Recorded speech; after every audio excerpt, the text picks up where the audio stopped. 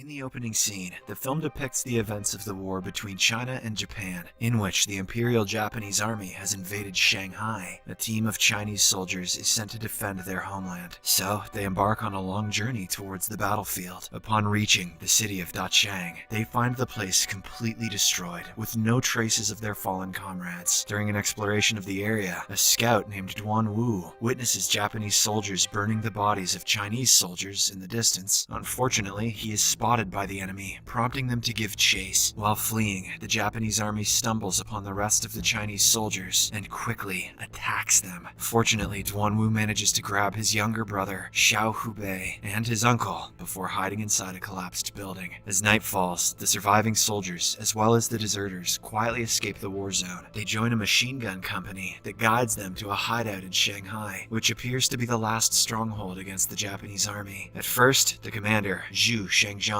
refuses to work with the deserters and decides to eliminate them. However, Lieutenant Colonel Shi Jinyuan recognizes the need for a larger force in the war and assigns the deserters to fortify the area outside. In the midst of their tasks, Duan Wu approaches Colonel Ji and clarifies that they're not deserters, explaining that their squad was attacked. However, the colonel doesn't listen to him and sends him away. Later that night, while the deserters are working, they notice a group of refugees seeking shelter. They enter the international settlement, which is under British control. Duan Wu's uncle attempts to join the crowd secretly in hopes that he'll be safe there. However, he is turned away due to his military attire, as soldiers are not permitted entry. Back at the hideout, the soldiers are captivated by the enchanting voice of a woman singing from a building across the river. This serves as a poignant reminder that even during desperate times, music always prevails, and so do boobs. Meanwhile, the younger brother, Hubei, becomes friends with a boy named Qi Yu, who is of similar age. In another part of the hideout, the deserters in the basement stumble upon a hidden passage leading to a stable housing a white horse. One of the deserters releases the horse, causing it to gallop uncontrollably within the hideout. Fortunately, Qi Yu manages to calm the horse by whistling.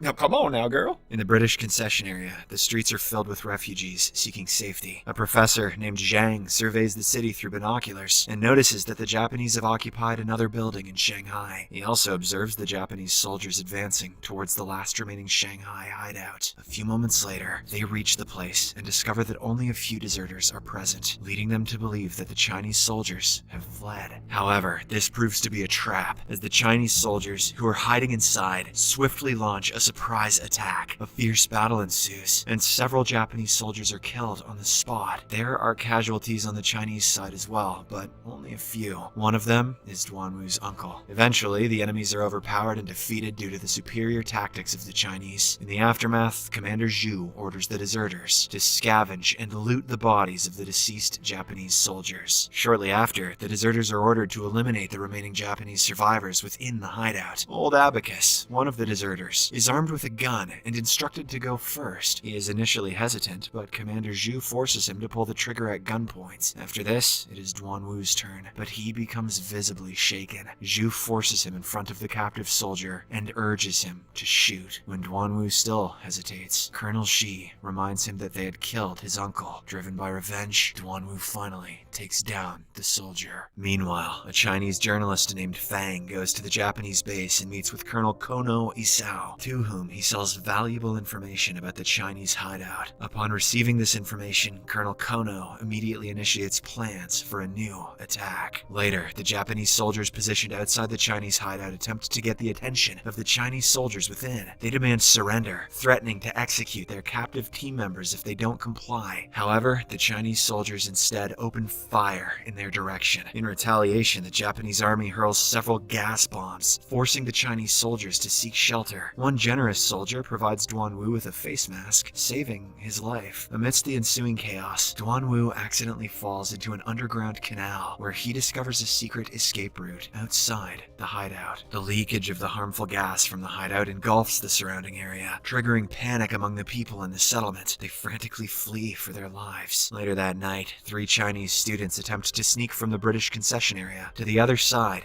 as they want to fight. They make their escape through the gate, but sadly, they are apprehended defended by British soldiers. Meanwhile, some people from the international press on the second floor of a nearby building capture footage of the Shanghai hideout. At the hideout, Duanwu makes an honest plea to his superiors, explaining that he and his brother are mere farmers and should be allowed to leave. Unfortunately, he is once again ignored. Determined to explore potential escape routes, Duanwu then returns to the underground canal. During his exploration, he is spotted by Old Abacus and another deserter, who joins him in his quest. As they move ahead, they surprisingly spot a group of Japanese soldiers stealthily entering the hideout through the same canal. Trapped with no immediate means of escape, the trio submerges themselves underwater. Unfortunately, one of them cannot hold his breath for long, and he passes away. Once the Japanese soldiers pass, Duanwu and Old Abacus cautiously emerge, but are spotted by civilians who promptly make noise, alerting the British army. Thinking quickly, Duanwu claims that they're not attempting to escape, but instead came out to alert everyone. The Japanese soldiers have infiltrated the area. This causes chaos, prompting the Chinese soldiers to quickly awaken and defend themselves. They manage to successfully repel the Japanese soldiers and retain their hideout. Following these events, Duanwu and Old Abacus are reprimanded by Colonel Shi, who seems to suspect their true intentions. As a result of this, they are assigned a punishment and sent to reinforce the frontline defenses. Meanwhile, the three students who previously failed to enter the hideout make a second attempt and manage to gain entry this time. The next day, journalist Fang engages in conversation with high-ranking British officials, disclosing that Japan intends to seize the last remaining hideout in 3 hours. Fang gets paid in exchange for the news, and the officials ask how much he would like to bet on it. However, Fang doesn't seem to be interested in it, so he simply walks away. After a few hours, the Japanese soldiers launch their attack on the hideout, prompting the Chinese soldiers to make a valiant stand in defense of their territory. Desperate to bolster their forces, the Chinese soldiers distribute weapons to the deserters, and even the students, compelling them to join the fight against the Japanese troops. Then, a fierce and deadly battle erupts between the two sides, resulting in the loss of numerous lives. In a strategic move, the Japanese soldiers use a crane to demolish a section of the building's wall. Responding to this, the Chinese soldiers adapt by employing gas tanks instead of conventional grenades. As the battle escalates, the three students, who were initially eager to participate in the war, now become scared and desperately search for a place to hide. Tragically, one student dies when a grenade detonates nearby, and another is shot and injured. As all this is happening, Hubei peeks through the window and catches a glimpse of the majestic white horse galloping by. This gives him a moment of happiness, and so he innocently tells his friend Qiyu to do the same. Unfortunately, as soon as Qiyu peeks through the window, he is shot in the head and killed. The old look at the horse prank gets him every time. On the other side, the Japanese soldiers construct shields and attempt to breach the building's wall. Alerted to this plan, a Chinese soldier reports it to his superior. The soldier then wraps himself in explosives and leaps off the building, killing several of the enemies. Although he passes away himself, he gives his men a solid chance to defend their territory. Inspired by this act of bravery, more Chinese soldiers follow suit, sacrificing their lives to preserve their land. Soon, the nearby civilians also decide to volunteer their help. Disguised under a Nazi flag, they attempt to deliver a telephone wire to the hideout. However, their progress is hindered by a Japanese sniper positioned at a distance, who cruelly fires at them. Despite the danger, a group of determined civilians forms a line, willing to risk their lives to transport the cable roll across. Among them is a staff member of a casino, who manages to cross the bridge despite facing a barrage of gunshots. Upon reaching the end of the bridge, he hurls the cable towards the Chinese soldiers, but gets killed in the process. With this sacrifice, the Chinese soldiers inside the hideout are able to establish communication with the city. Afterwards, a group of journalists, including Fang, successfully enter the hideout to gather information regarding the situation. Among them, a journalist named Jiang Jing documents the soldiers' heroic defense of the hideout for a remarkable 3 days. She interviews Colonel Shi, inquiring about the remaining number of soldiers inside the hideout, to motivate the Chinese people and to let the world know that they are strong. The colonel deliberately inflates the figure, stating 800 instead of the actual count of 420. 420 would have been a lot cooler. Meanwhile, Old Abacus seizes an opportunity to steal Fang's coat, intending to escape from the hideout. However, he is apprehended by Duanwu. When he is held at gunpoint, Old Abacus pleads for his release, confessing his fear of death and his longing to see his wife. Moved by his desperate pleas, Duanwu is overcome with compassion and ultimately allows Old Abacus to go free. Calculated. Outside, the civilians start a donation program to provide support for the soldiers inside the hideout. hideout. Collected supplies are slung towards the soldiers through the building's windows. The owner of the casino donates a flag, and a young girl named Hui Min bravely swims across the river to personally deliver it. Witnessing her courageous act, Duanwu assists her in entering through the window. However, a bullet grazes Duanwu's neck, inflicting a minor injury. During the same night, Colonel Shi announces that the Generalissimo has ordered them to defend the hideout for an additional 2 days, aiming to garner global attention. This means that they shouldn't raise the donated flag, as doing so would provoke the enemy and invite a more ferocious attack. However, this doesn't sit well with the soldiers, as they claim that they are fighting for their motherland, not to impress others. So, they decide to raise the flag and show the enemies that they're still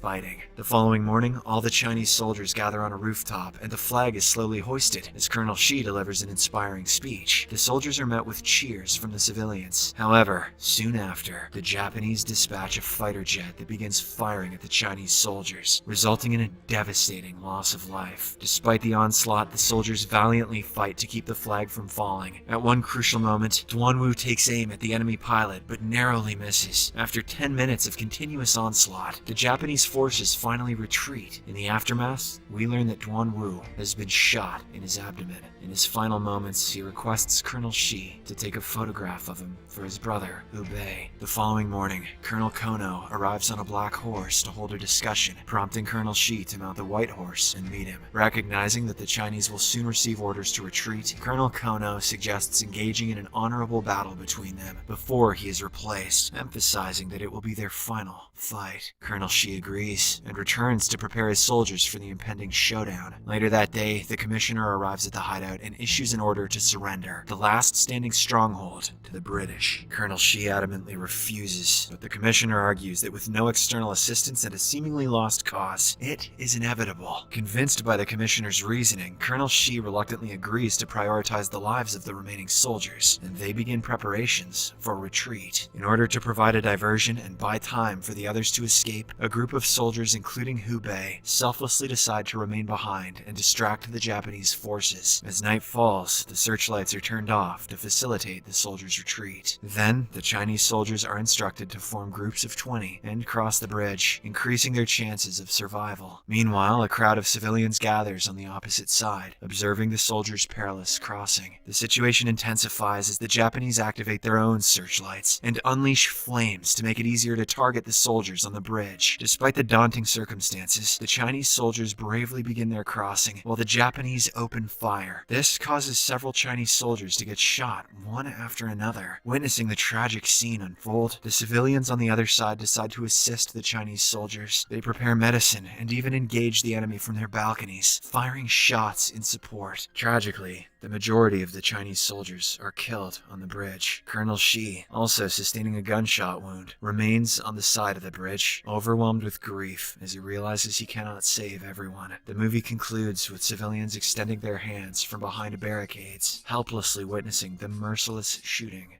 of the soldiers.